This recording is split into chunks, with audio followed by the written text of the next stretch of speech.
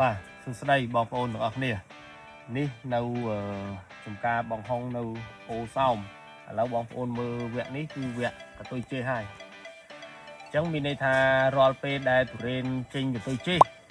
រឿងរ៉ាវរឿងហេតុវាតែងតែកើតមានន័យថាកើតឡើងជារឿយអញ្ចឹងថ្ងៃនេះមហាសាបានចុះមកត្រួតពិនិត្យតេតិនជាមួយនឹងចំការអតិថិជន VIP មានន័យថាយើងចុះជួយក្នុងការពិនិត្យមើលនៅពិគ្រោះយោបល់គ្រប់វគ្គគ្រប់ស្នើពិសេស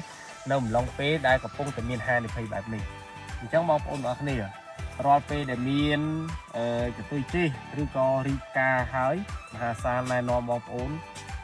ប្រើប្រាស់ឈុតគេហៅថាបំរុងអាហារឬក៏ជំនួយកាត់បន្ថយជំរុះអញ្ចឹងទី1គឺយើងប្រើពពួកការ48បាទក្នុងការ48នេះមានពពួកក្លូរីនបាទមានពពួកម៉ូលីនដែនបាទមានពុកដែកសង្កសីដែលជាតួអង្គក្នុងការជួយទំនប់បំរុងទៅដល់ធម៌ពលទប់ទល់នឹងកម្ដៅបន្ទាប់មកទៀតគឺបណ្ដុំពួកអាមីណូ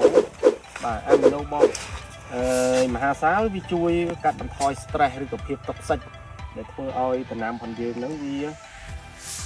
ទម្លាក់ផ្កាទម្លាក់ក្តាប់ជួយរំដោះនៅភាពគេហៅថា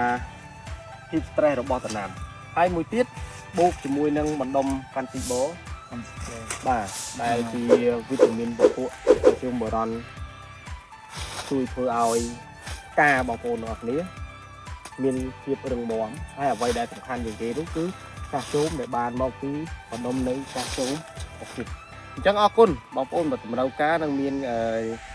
បញ្ហាបងប្អូនអាចទំនាក់ទំនងមកកាន់ខ្ញុំនិងក្រុមកិច្ចការអរគុណកសិកម្មមហាសាលចំណាយតិចចំណេញច្រើនកើនទិន្នផលនិងងាយស្រួលក្នុងការប្រើប្រាស់